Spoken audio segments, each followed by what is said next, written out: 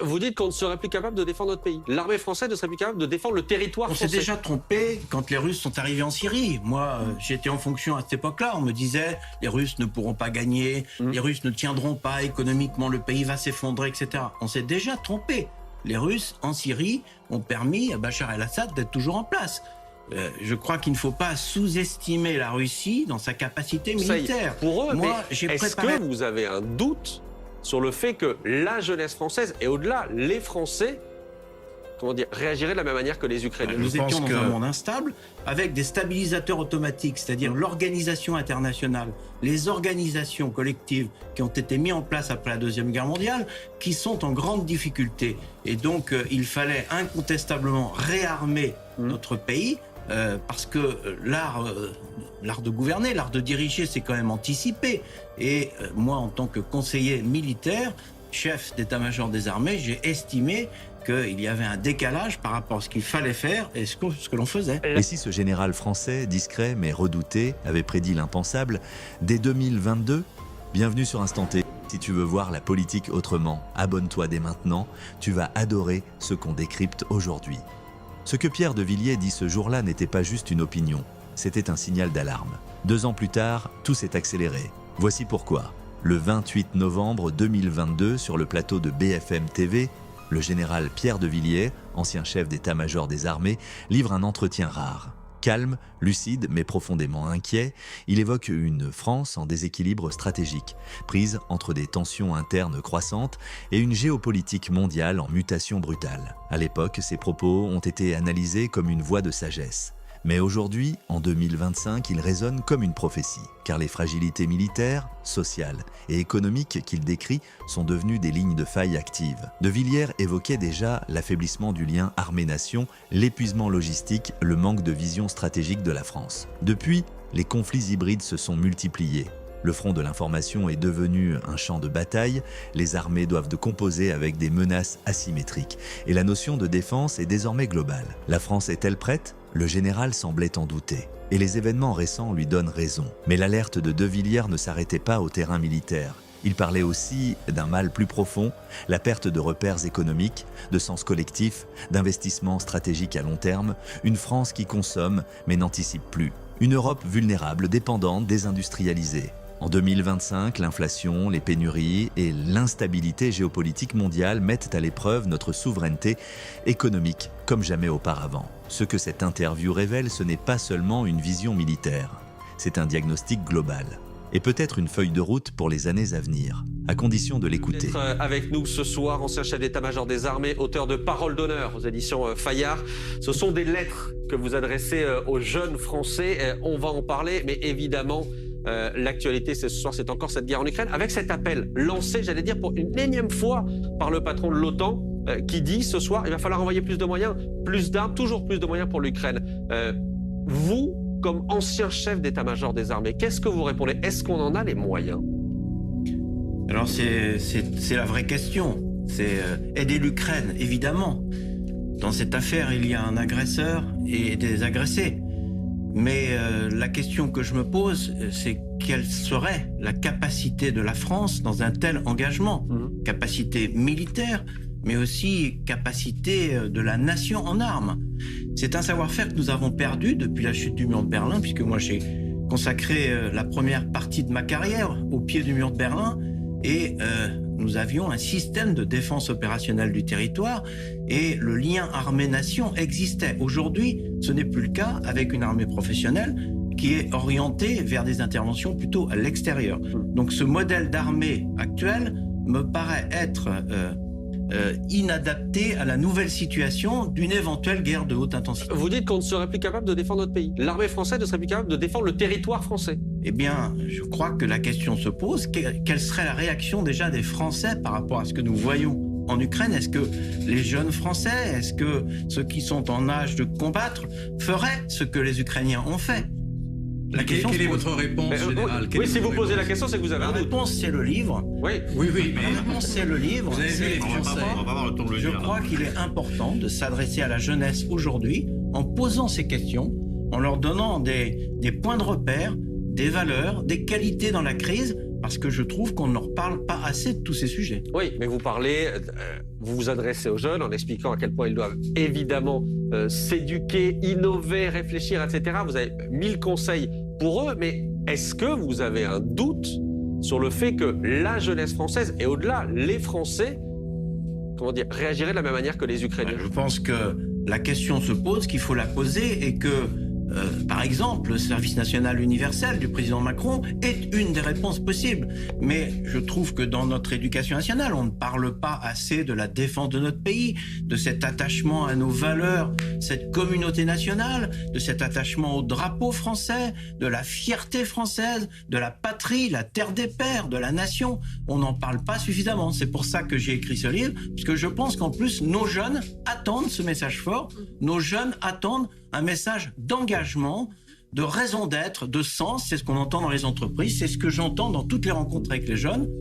On va revenir à l'Ukraine dans une seconde, mais vous dites à ce propos, la nation française a perdu confiance car elle s'est dissoute progressivement, le creuset national s'est délité depuis 30 ans au moins, et la suspension du service militaire a accéléré le phénomène. Est-ce que vous dites ce soir, vu ce qu'il se passe autour de nous, notamment cette menace d'une vraie guerre sur le sol européen, la guerre elle est là, devrait nous amener à réfléchir par exemple à la réintroduction du service militaire en France? Devrait amener à réfléchir à l'attachement de notre jeunesse à défendre notre pays, à défendre notre Europe, à défendre nos valeurs incontestablement. Le service national qui est suspendu était un dispositif qui existait. Je pense que on a fait preuve de myopie politique en ne l'étendant pas de manière égalitaire garçon-fille et universelle sans ces dérogations qu'il y avait. Je pense qu'il fallait construire une armée professionnelle et ça s'est montré efficace et adapté au cadre géostratégique ensuite à partir des années 95. Mais nous ne disposons plus de ce creuset national que nous avions à l'époque du service national. Alors il faut le rétablir, général ? Alors, le rétablir, je ne sais pas, mais établir un système qui fasse que, quand on est jeune français, on sait qu'on appartient à la communauté nationale, on sait pourquoi, on sait à quoi on s'engage, on connaît ses droits, mais surtout ses devoirs. Vous êtes très politique comme général. Vous appelez à la défense de la nation, à l'effort, à la rigueur. L'uniforme à l'école. Est-ce que c'est pas finalement plus politique que la plupart des généraux qui se contentent de faire la préparation de la guerre pour faire la paix ? Non, je crois que je suis politico-militaire. J'ai essayé d'être un conseiller militaire utile aux autorités politiques. J'ai eu la chance de connaître les 4 derniers présidents de la République. J'ai été à Matignon à 2 séjours. J'ai connu 3 présidents de la République. Du coup, j'ai peut-être une petite culture politico-militaire. En tout cas, moi, je suis soucieux de mon pays. Le dernier chapitre, je le consacre à cet amour de la France pour nos jeunes. Et en plus, je trouve qu'ils l'attendent. Ils attendent ce message. Je voulais juste poser une question. En quoi la jeunesse d'aujourd'hui serait différente de celle de la Seconde Guerre mondiale, par exemple? Parce que si on se penche un peu sur l'histoire, on ne peut pas dire que l'ensemble des Français ait fait partie de la résistance pendant la Deuxième Guerre mondiale. Donc en quoi la jeunesse d'aujourd'hui serait moins sensible au drapeau? Moi, ce que je voudrais, c'est éviter la défaite de 40. Vous voyez, c'est exactement le cas de figure que je vois venir. Parce que vous voyez venir parce que notre modèle d'armée actuel n'est pas prêt pour un conflit de haute intensité, c'est-à-dire des types d'engagement de ceux que nous connaissons entre l'Ukraine et la Russie. Regardez le volume d'artillerie, le volume de génie, le volume de munitions, de pièces de rechange, le volume en matière de soutien santé, de logistique plus globalement. Nous ne sommes plus taillés pour ça. Ce sont des questions budgétaires là, en l'occurrence. Et en l'occurrence, depuis qu'Emmanuel Macron est revenu, il a quand même augmenté considérablement. Alors même si ça ne rattrape pas les restrictions du passé et les dividendes de la paix, le budget de l'armée française augmente régulièrement de plus en plus. Alors vous avez raison, nous avons finalement laminé notre budget depuis la chute du mur de Berlin en savourant les délices des dividendes de la paix quand les États-puissances, la Chine, la Russie, la Turquie, l'Iran, l'Arabie Saoudite augmentaient de 5 à 10% par an depuis une vingtaine d'années. Alors le président Macron a décidé d'augmenter de 1,7 milliard par an. Il a tenu sa promesse, dont acte. Pas la première année, puisque c'est à cette occasion. Oui, c'est à ce moment-là que vous êtes parti. La première année, il l'a fait la première année après mon départ, effectivement. Oui, on rappelle à ceux qui nous regardent, 2017, j'allais dire, vous partez avec fracas. Vous qui êtes à ce moment-là le plus haut gradé de l'armée française, vous partez avec fracas.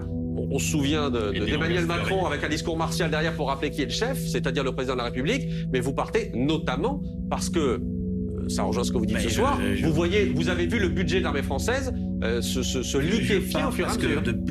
Depuis 2015, je voyais bien la conjugaison du terrorisme islamiste radical et du retour des États-puissances avec en fond de tableau les migrations massives qui sont devant nous et le dérèglement climatique qui perturbe la planète. Et donc, avec tous ces facteurs, je voyais bien que nous étions dans un monde instable avec des stabilisateurs automatiques, c'est-à-dire l'organisation internationale, les organisations collectives qui ont été mises en place après la Deuxième Guerre mondiale, qui sont en grande difficulté. Et donc, il fallait incontestablement réarmer notre pays parce que l'art de gouverner, l'art de diriger, c'est quand même anticipé.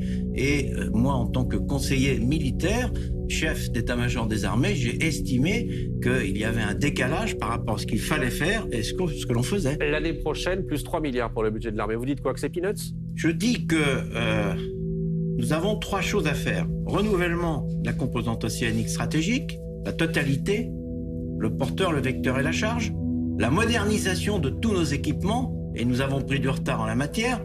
Et en plus de tout ça, nous avons les conséquences du conflit en Ukraine, avec tous nos stocks à reconsidérer, et cette réadaptation du modèle. 3 milliards ne suffiront pas, puisque sur ces 3 milliards, il y a 7% d'inflation, donc déjà une partie est consommée par l'inflation. Pour comprendre la portée de ces mots, il faut d'abord comprendre qui parle. Le général Pierre de Villiers n'est pas un homme politique. Il n'a rien à vendre. Il a été chef d'état-major des armées de 2014 à 2017, sous François Hollande puis Emmanuel Macron. Mais surtout, il est parti en désaccord avec le président, refusant de voir l'armée devenir le parent pauvre d'un pays en crise. Ce qu'il défend, c'est une vision stratégique, une indépendance militaire et un respect des soldats. En 2022, la guerre en Ukraine bat son plein. Mais selon le général, l'Europe a déjà perdu quelque chose de plus fondamental que des territoires. Sa lucidité stratégique, sa capacité à se défendre seule, sa souveraineté militaire. Il le dit clairement, nous n'avons plus les moyens. L'armée française est à bout de souffle, l'industrie de défense affaiblie, et les choix politiques à court terme laissent l'Europe dépendante des États-Unis. 3 ans plus tard, où en sommes-nous? L'OTAN a dû redéployer ses forces face à de nouvelles tensions à l'Est.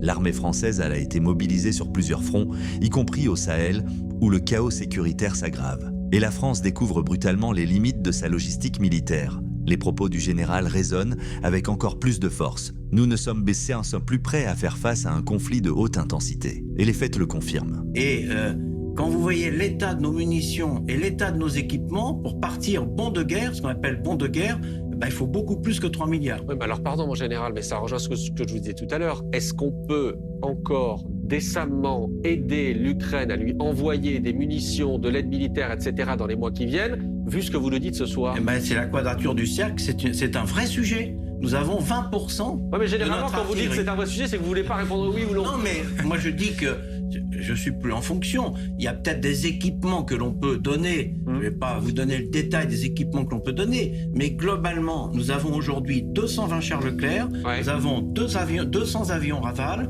nous avons une artillerie déjà amputée de 20%. Donc ça, c'est pour les conflits de haute intensité, c'est les principaux matériels de l'armée de terre.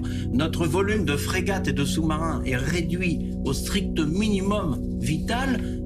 Si vous voulez, c'est sûr qu'on est dans une difficulté pour donner du matériel à l'Ukraine. Après, il faut regarder en fonction des demandes des Ukrainiens, avec la coopération avec les autres pays, ce qu'on peut donner.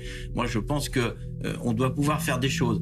Mais concernant cette capacité à remplir cette mission de la protection de notre territoire dans le cadre d'une éventuelle attaque de haute intensité, je dis que nous n'y sommes pas du tout. On parlera de Poutine. Attendez, on parlera de Poutine dans une seconde, simplement. Mais sur la guerre en France, d'une certaine manière, en armant l'Ukraine, on affaiblit la Russie et donc on se donne du temps pour mieux se préparer. Donc vous devriez d'une certaine manière être favorable à cette aide et à la guerre contre la Russie. Mais bien sûr qu'on se doit d'aider les Ukrainiens parce qu'on ne peut pas admettre qu'une puissance, un État-puissance brave le droit international, déroge au conflit de... Oui, mais vous dites aussi, cette guerre n'est pas dans notre intérêt. Or, elle est dans notre intérêt d'affaiblir la Russie pour empêcher qu'elle recommence. Je dis que notre intérêt, c'est que cette guerre s'arrête le plus vite possible et que les parties prenantes puissent aller autour de la table parce que c'est une boucherie. On en est bientôt, d'après les chiffres, à 100 000 soldats de part et d'autre hors de combat, sans parler des pertes civiles. C'est une boucherie et que notre intérêt à nous, les Européens, c'est d'arrêter cette guerre. Ça me paraît évident, sans aller vers une paix munichoise qui soit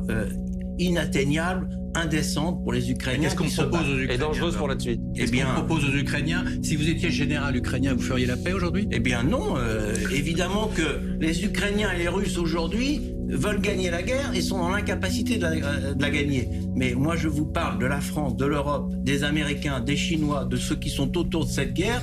L'intérêt de tout le monde, à mon avis, c'est quand même d'être le plus vite possible autour de la table. On fait comment en général? C'est la question que tout le monde se pose.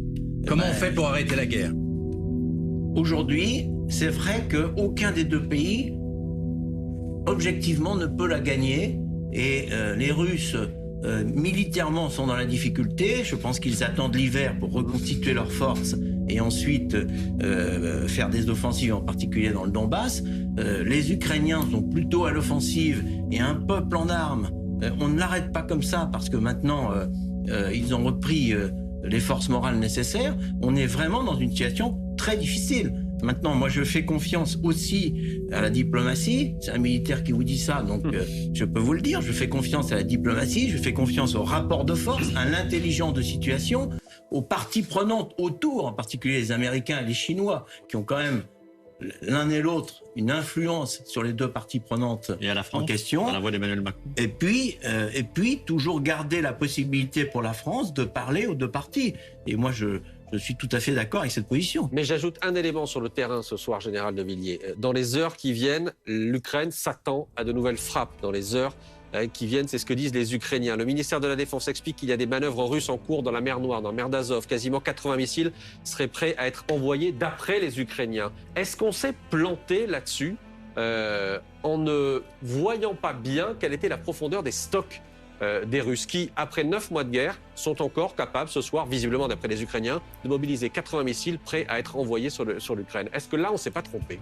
On s'est déjà trompé quand les Russes sont arrivés en Syrie. Moi, j'étais en fonction à cette époque-là. On me disait, les Russes ne pourront pas gagner, les Russes ne tiendront pas économiquement, le pays va s'effondrer, etc. On s'est déjà trompé. Les Russes, en Syrie, ont permis à Bachar el-Assad d'être toujours en place. Je crois qu'il ne faut pas sous-estimer la Russie dans sa capacité militaire. Moi, j'ai préparé la guerre contre le pacte de Varsovie, contre l'armée rouge. Bien sûr, elle a explosé en vol, bien sûr, tout ça est détruit. Mais ça fait 20 ans qu'ils se préparent, qu'ils se repréparent en augmentant leur budget de défense de 5 à 10% par an. Donc, moi, je ne crois pas à un effondrement de l'armée russe brutale. Je pense qu'ils sont en train de se réorganiser autour du Donbass et qu'ils ont la possibilité d'utiliser des moyens et de nous surprendre. On voit bien cette reconfiguration sur l'attaque des populations via l'énergie, le chauffage en plein hiver, couper l'eau, etc. Et ils vont nous faire le coup pour d'autres modes d'action, j'en suis persuadé. Vous parlez notamment du budget de l'armée russe. On a de nouveaux chiffres aujourd'hui. C'est Reuters notamment qui les a rendus publics aujourd'hui. Un tiers du budget russe l'an prochain sera dédié à la sécurité et à la défense. Un tiers du budget russe. Vous dites qu'on devrait être capable de faire ce genre d'effort? Non, je dis que aujourd'hui, nous sommes dans un effort. L'Europe, les pays européens, singulièrement la France, qui me préoccupe particulièrement, qui n'est plus adapté à la nouvelle situation géostratégique que nous. Le général ne s'est pas contenté de parler d'armes. Il a aussi parlé d'argent et de cette économie française qui repose sur une dette massive, une dépendance énergétique et un tissu industriel affaibli. En 2025, l'inflation reste élevée. La croissance est molle et les inégalités explosent. Les jeunes générations ne croient plus au contrat social. Et comme il l'avait dit, un pays qui affaiblit son armée affaiblit aussi sa cohésion. Le général ne propose pas seulement un constat, il propose une vision. Reconstruire une industrie stratégique souveraine, réinvestir dans la formation militaire et civique. Et surtout, retrouver un cap collectif, loin des polémiques et des crises à répétition. Il alerte sur un risque majeur, la fragmentation de la nation. Et en 2025, ce risque est plus réel que jamais. Cette interview, en 2022, avait été relayée, commentée, critiquée. Mais aujourd'hui, elle prend un tout autre sens. Elle devient un témoignage, un avertissement et peut-être le point de départ d'un nouveau réveil stratégique. Ce que vous venez d'entendre n'est qu'une partie de la vision stratégique du général Pierre de Villiers. Dans la seconde partie, nous irons encore plus loin. Révélations inédites, analyses militaires et économiques qui éclairent les enjeux de 2025 et des réponses qui pourraient bien changer votre perception du monde actuel. Pour ne pas manquer cette suite, abonnez-vous dès maintenant et activez la cloche. Et vous ? Pensez-vous que la France peut encore redevenir maîtresse de son destin militaire et économique ? Dites-le en commentaire.